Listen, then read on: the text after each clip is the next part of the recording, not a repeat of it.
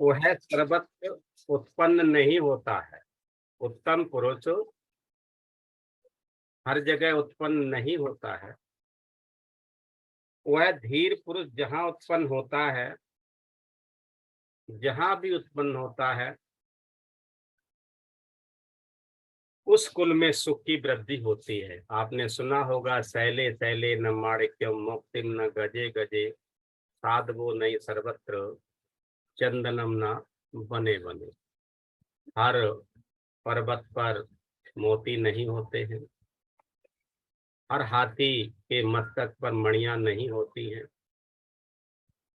सज्जन लोग हर जगह नहीं मिला करते हैं, और हर वन के अंदर चंदन के वृक्ष नहीं होते हैं।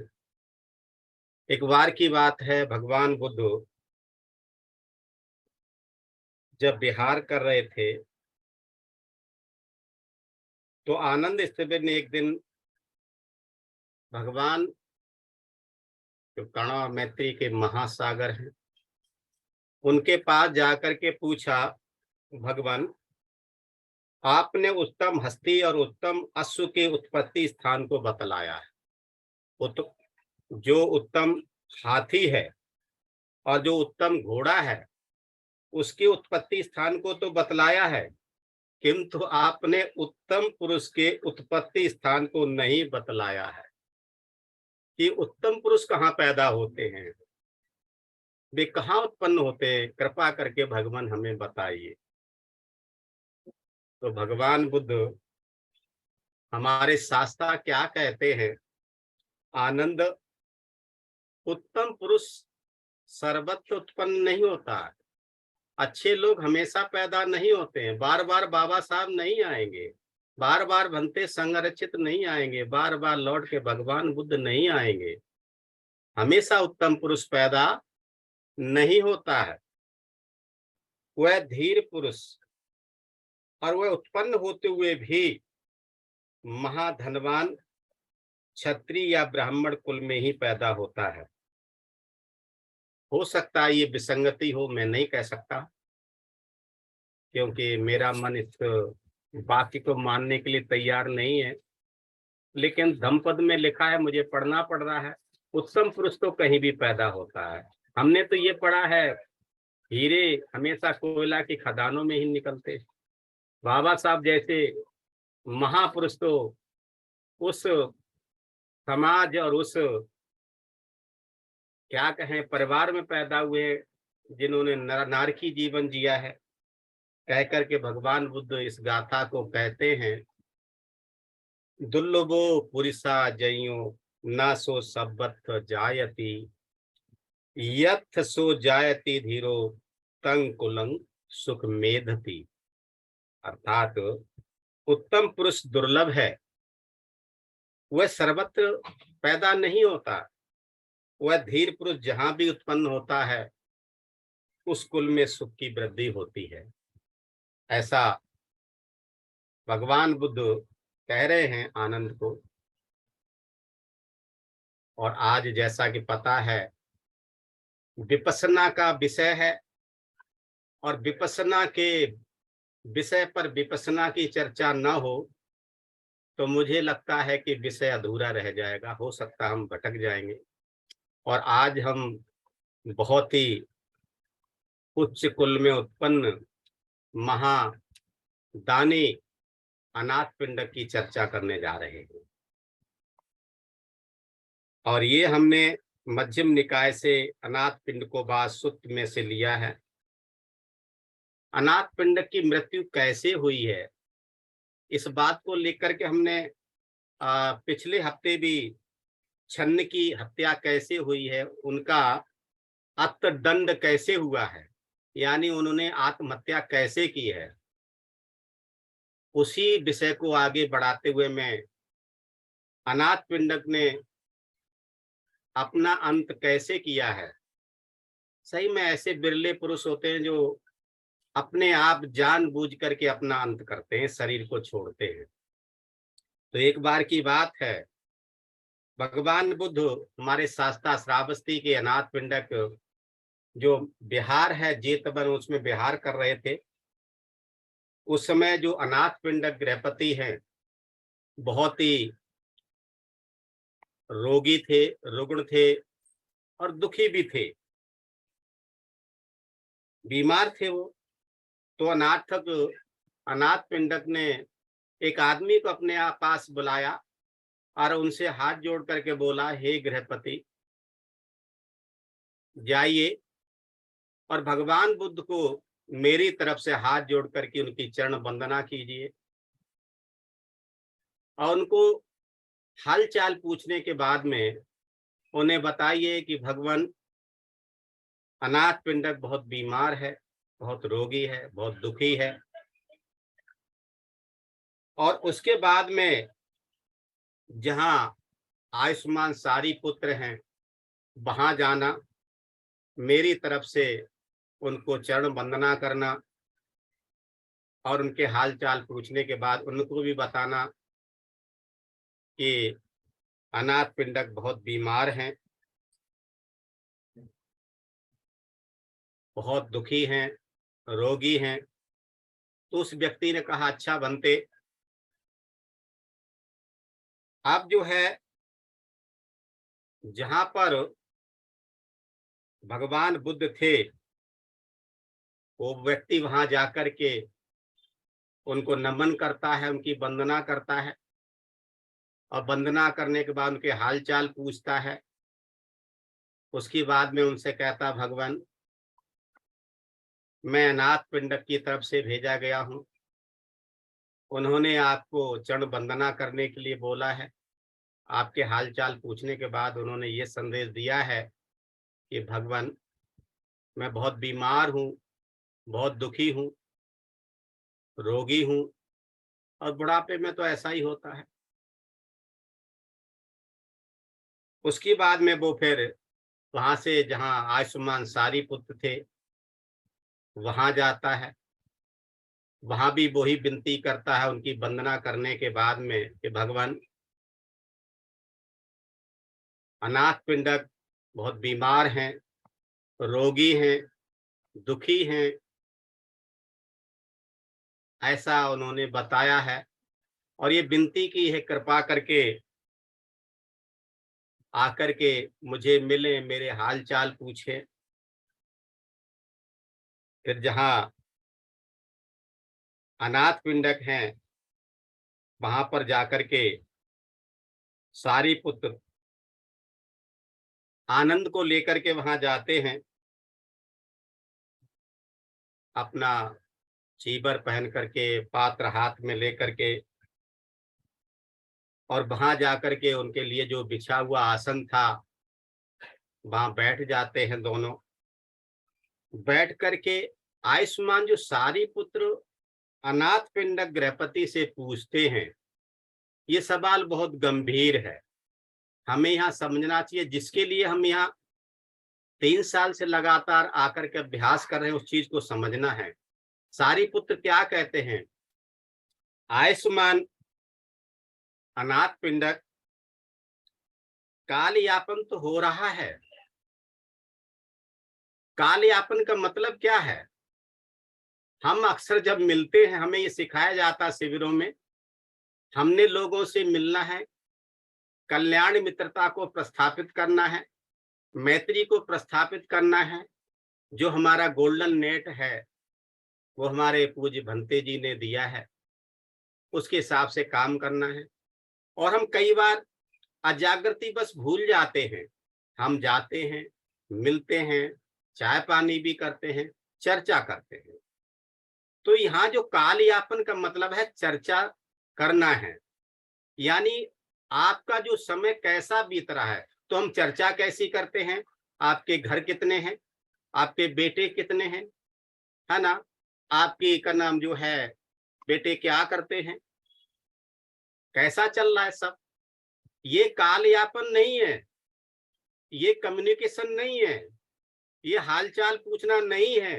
हालचाल तो पूछना कैसा है, वो क्या कह रहे हैं, क्या दुख वेदना तो हट रही है ना, या हम पंच इंद्रियों द्वारा जो हम वेदनाएं होती हैं, दुखद वेदना, सुखद वेदना, या ना सुखद या ना दुखद, तो क्या दुखद वेदना हट तो रही है, यानी हम पंच इंद्रियों के द्वारा जो हमारी वेदनाएं हो रही हैं, उनके विषयों से जो वेदनाएं हो रही हैं, उनमें से क्या हम दुखद वेदना का अनुभव ले रहे हैं, पीड़ित हो रहे हैं, दुख भुगत रहे हैं, या वो दुख वेदनाएं हमारे मन से हट रही हैं, वो कहीं दुखद वेदनाएं लौट तो नहीं रही हैं।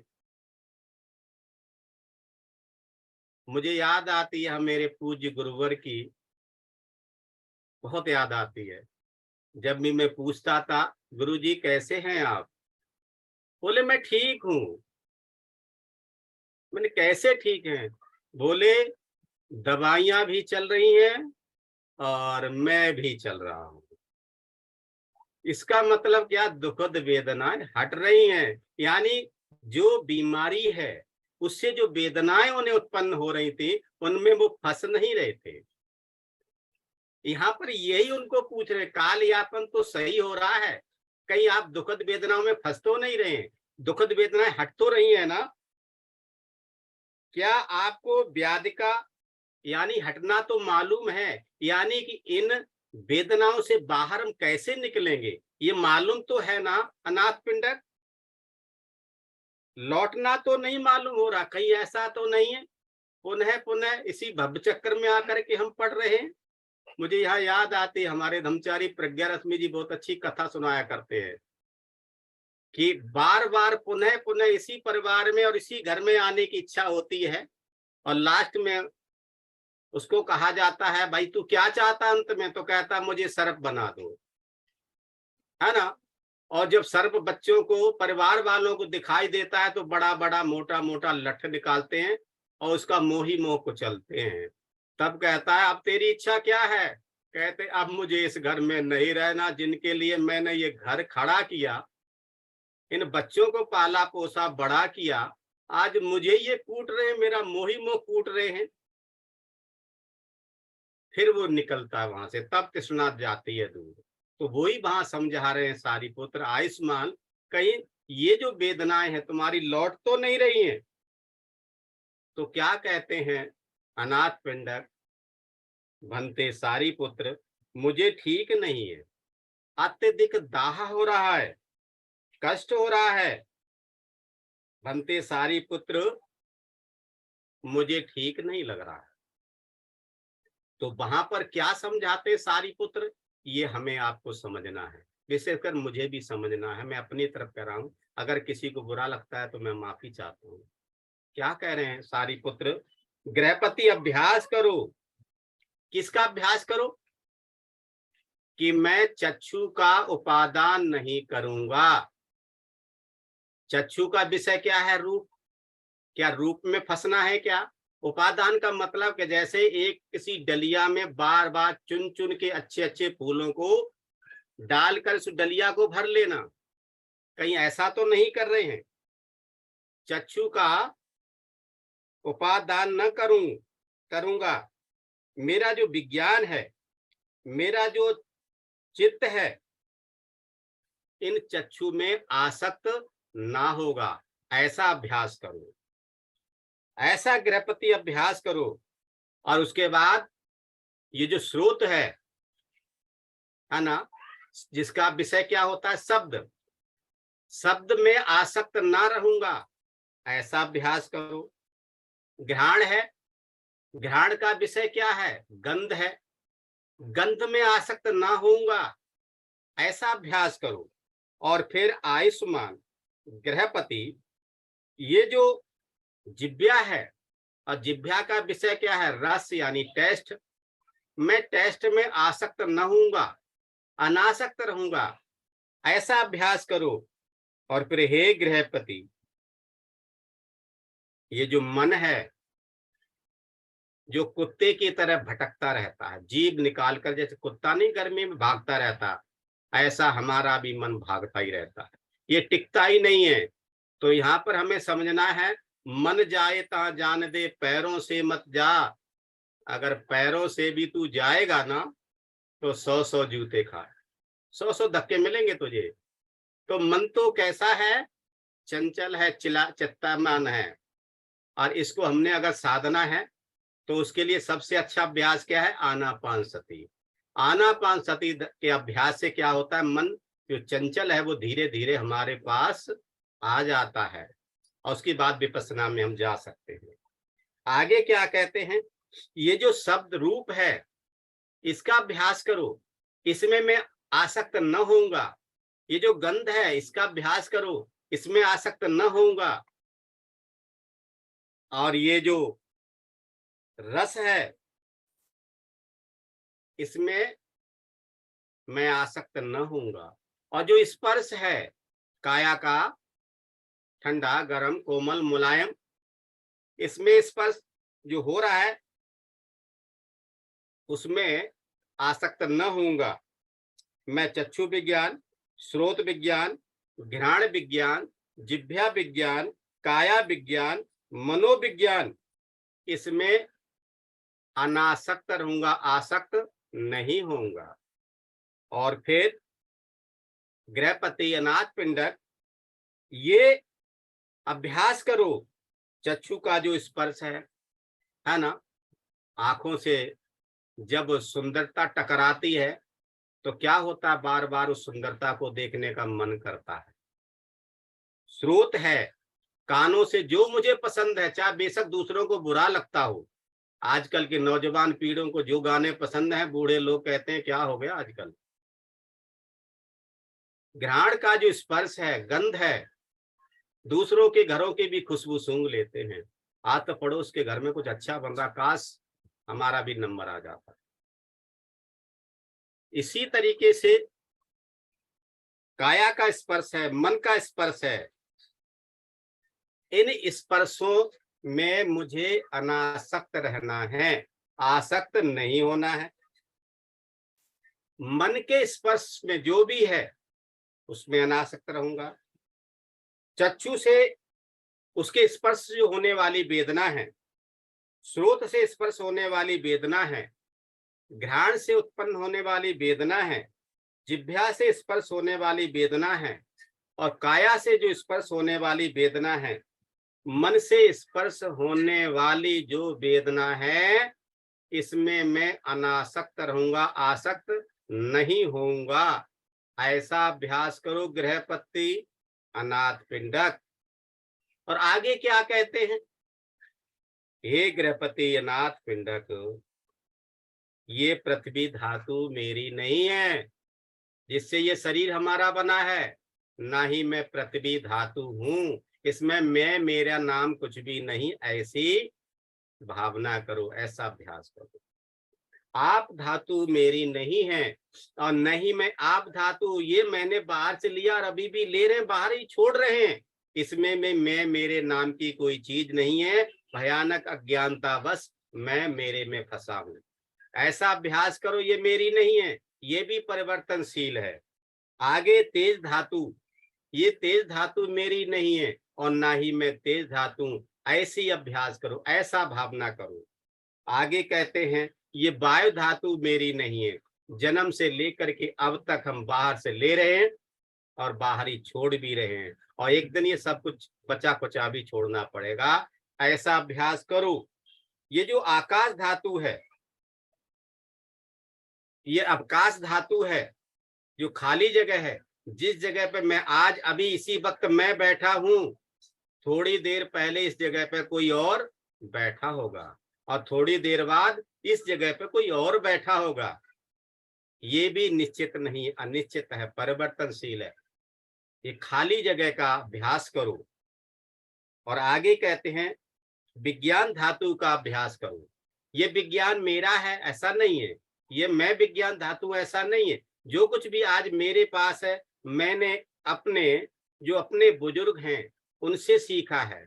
बचपन में माता पिता से सीखा, बाद में अपने दोस्तों से सीखा, बाद में हमने अपने अध्यापकों से, टीचरों से सीखा, और जब त्रिरत्न बौद्ध महासंघ में आए हैं तो अपने धम्मचारी हैं, धम्मचारी, आचार्य हैं, उपाध्याय हैं, इनसे हमने सीखा है। इस ज्ञान में, इस विज्ञान में मेरा क्या है? इसमें मेरा कुछ भी नहीं है, ये भी परिवर्तनशील है। आगे प्रज्ञा के विकास के लिए आगे के विज्ञान के लिए ये हमें सब कुछ अपना विज्ञान छोड़ना ही पड़ेगा। ऐसा अभ्यास करो हे अनाथ पिंडक, हे गृहपति, ऐसा अभ्यास करो। ये बहुत ही गहन विपස්සना का विषय, ये जो विज्ञान आयतन है इसका अभ्यास करो। यानी कि जो विज्ञान है वो अनंत है, इसका कोई आयतन निश्चित नहीं है, और हम अपने ही ज्ञान को विज्ञान मान बैठते हैं। अंकिंचा आयतन, इसका अभ्यास करो। यह आकाश अन्यायतन है, इसका अभ्यास करो। आकाश अनंत है, असीमित है, अपरिमित है, इसकी कोई सीमा नहीं, ऐसा कोई पैमाना नहीं बना है जिससे हम आकाश की लंबाई चौड़ाई को नाप सकें। और फिर आगे कहते हैं अकिंचायतन का अभ्यास करो। इसमें मैं कहाँ हूं, मैं अपने को कहाँ रख रहा हूं। सच तो ये है मैं नाम की कोई चीज है ही नहीं। और फिर आगे कहते हैं नैव संज्ञायतन का अभ्यास करो। या संज्ञा ना ही कोई संज्ञा है, ऐसा अभ्यास करो। इस लोक तो ऐसा गृहपति अभ्यास करो। क्या अभ्यास करो?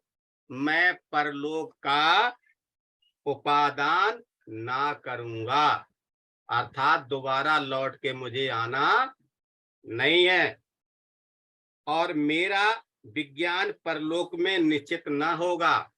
जहां भी आगे जाऊंगा ये मेरा ज्ञान, ये मेरा विज्ञान, इसको निश्चित नहीं होगा, ये भी परिवर्तनशील है। ऐसा अभ्यास करो गृहपति।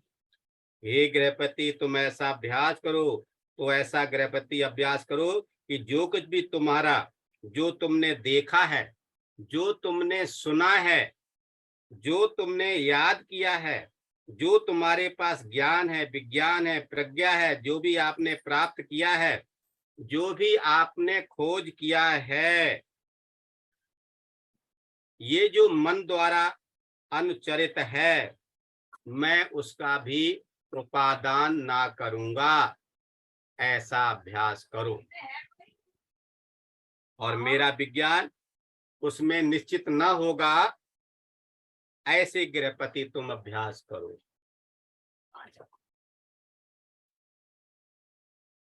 ऐसा अभ्यास करो। और जब ऐसा आयुष्मान सारीपुत्र ने अनाथ पिंडक से कहा तो अनाथ पिंडक रो पड़ा, रो पड़ा, आंसू गिराने लगा।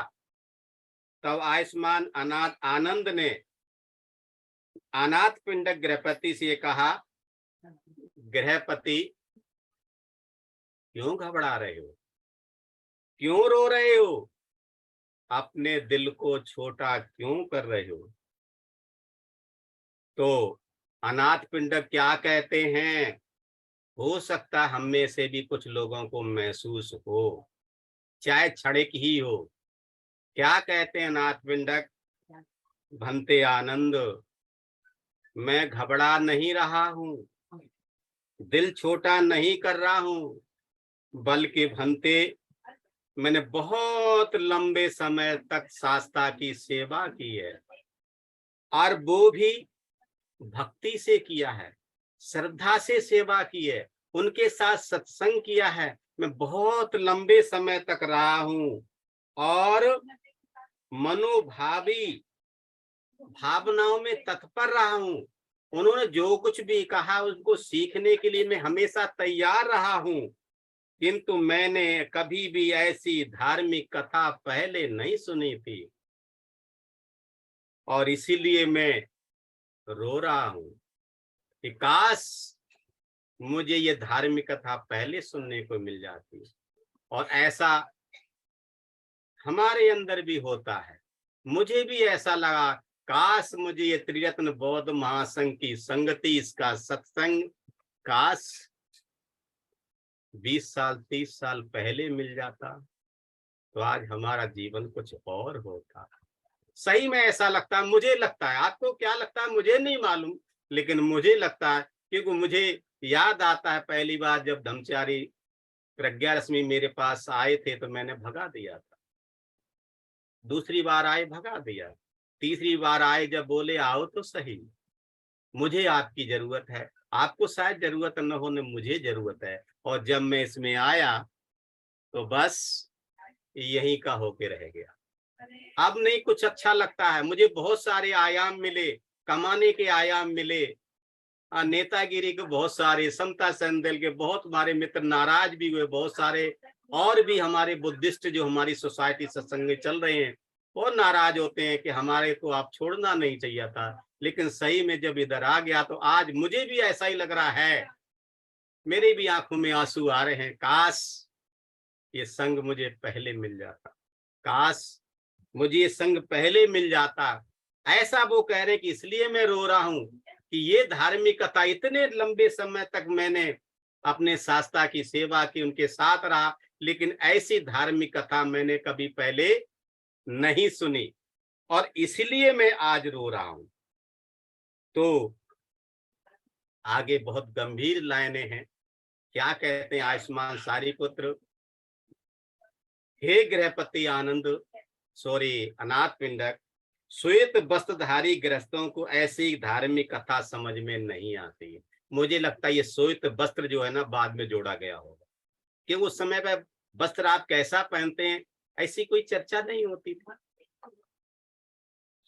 प्रवज्जित को गृहपति ऐसी धार्मिक कथा समझ में आती है और मैं भी ऐसा नहीं मानता हूं। यहाँ पर मैं इसको नहीं मानता हूं, क्यों? कथा तो कथा है, जिसकी समझ में आ जाए वो आ जाए, चाहे वो गृहपति हो या प्रवज्जित हो। अगर ऐसा है तो अनाथ पंडित भी तो गृहपति था, वो तो प्रवज्जित नहीं था। ऐसा है तो अनाथ पिंडक का बेटा काल है, वो भी तो गृहपति था।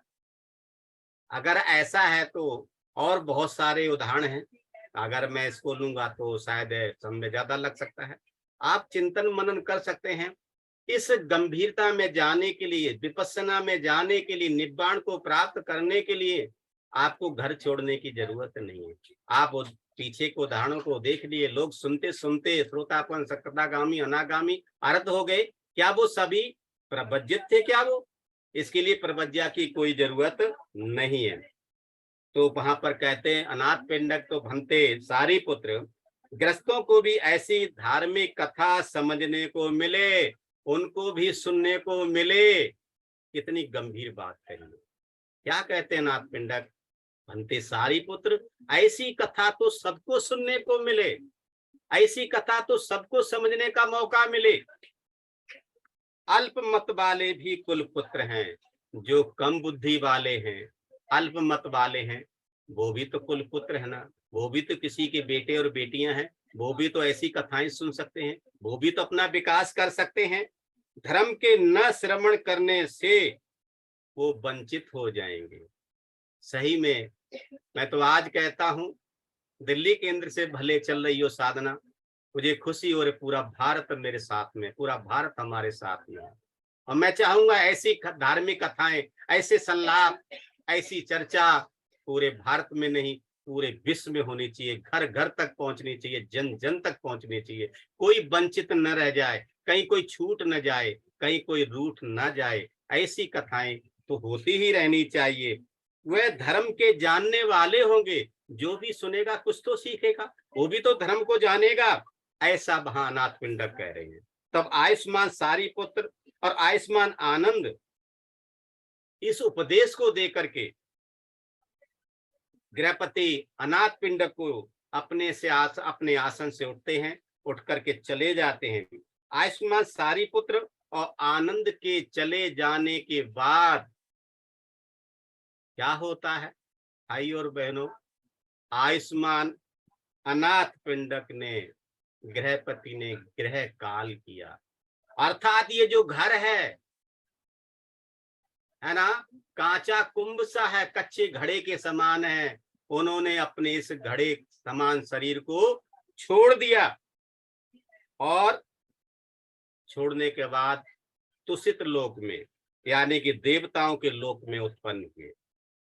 और फिर अपने प्रकाश से प्रकाशित होकर के रात्रि में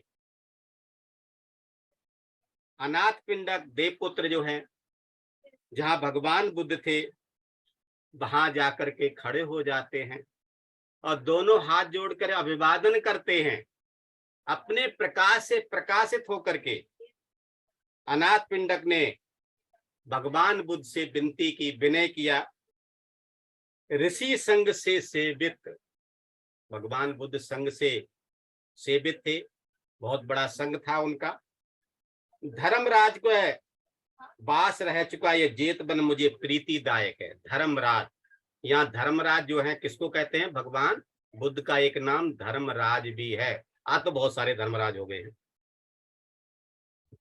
कहते हैं कि ये धर्मराज का वास मैं शास्ता के साथ जो रहा हूं वह जेतवन मुझे प्रीतिदायक है। अर्थात मुझे बहुत ज्यादा खुशी हो रही है कि मैं शास्ता के साथ इतने लंबे समय तक रहा हूं। कर्म, विद्या, धर्म, शील और उत्तम जीवन जिनसे मनुष्य शुद्ध होते हैं, गोत्र और धन से नहीं होते हैं। ध्यान रखिएगा, शुद्ध किससे होते हैं? अपने कर्म से होते हैं, अपने विद्या से होते हैं, अपने आचरण से होते हैं, अपने शीलों से होते हैं और उत्तम जीवन जीने से पवित्र होते हैं, गोत्र और धन से नहीं होते हैं। इसलिए पंडित पुरुष अपने हित को देखते हैं, योनिस धर्म का चयन करें, ऐसे वहां शुद्ध होता है। योनिस का मतलब होता है काया, जो कार्य कारण का सिद्धांत, उसके बारे में बोला गया है। प्रज्ञाशील और उपसम में सारी पुत्र सा देवपुत्र, पारंगत जो भिक्खु हो, जो भी भिक्खु हो, भगवान बुद्ध कहते हैं वह इतना ही महान होगा। अनाथ पिंडक देवपुत्र ने ये जब कहा तो जिससे शास्ता तथागत सम्यक संबुद्ध सहमत हुए। तब अनाथ पिंडक शास्ता महान है, क्या सोचा अनाथ पिंडक ने? कि शास्ता महान है। ऐसा सोच करके उनको नमस्कार करके वहां से वो अंतर्ध्यान हो गए, चले गए। तो फिर उसके बाद में जब रात बीत गई तो भगवान बुद्ध ने भिक्षुओं को संबोधित किया। क्या कहते हैं भगवान बुद्ध?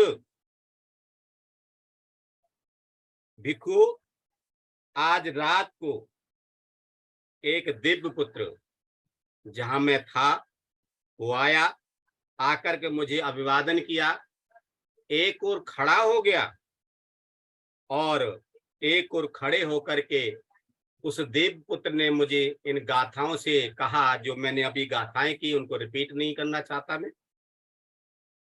ऋषि संघ से सेवित इतना ही महान होगा, जो भी पारंगत होगा, जो भी भिक्षु होगा, इन गाथाओं से पारंगत होगा, वो महान होगा।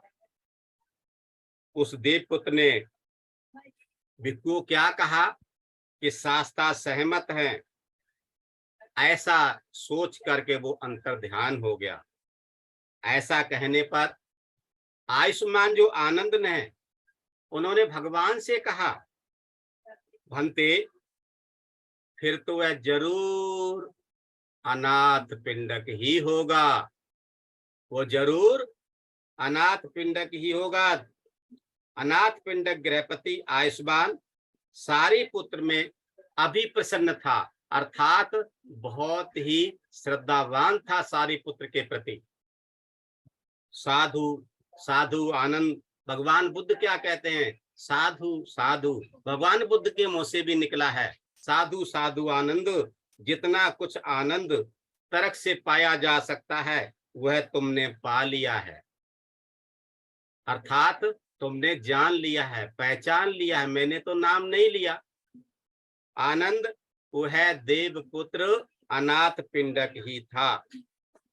भगवान ने जब ये कहा तो आयुष्मान भगवान बुद्ध के संभाषण से अति प्रसन्न हुए, उनको अभिवादन किया और वहां से उन्होंने आज्ञा ली जाने की। तो भाई और बहनों, आज मैंने छोटी सी कथा अनाथ पिंडक बात जो सुत है उसमें से हमने बताने का प्रयास किया है।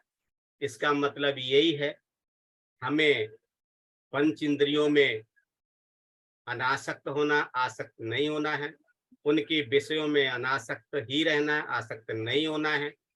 और ये जो विज्ञान अनंत है, ये आकाश अनंत है, अकिंचन है, कुछ भी मैं मेरा नहीं है, ऐसा मुझे समझना है। मैं मेरे के चक्र से बाहर निकलना है। याद रखना है, सब कुछ परिवर्तनशील है, सब कुछ बदलने वाला है। निब्बाण की प्राप्ति के लिए, प्रज्ञा की प्राप्ति के लिए, उत्तम जीवन जीने के लिए मुझे मैं मेरे से बाहर निकलने का प्रयास करना है। कायानुसति का आज की देशना का यही भाव है। तो बहुत बहुत साधुवाद, बहुत बहुत धन्यवाद। आप सभी ने मुझे सुन लिया, तो आप सभी को मैं बहुत बहुत साधुवाद करते यही रखता हूँ। सभी को मैत्रीपूर्ण जय भीम, नमो बुद्धाय, धम्म मित्र माधुरी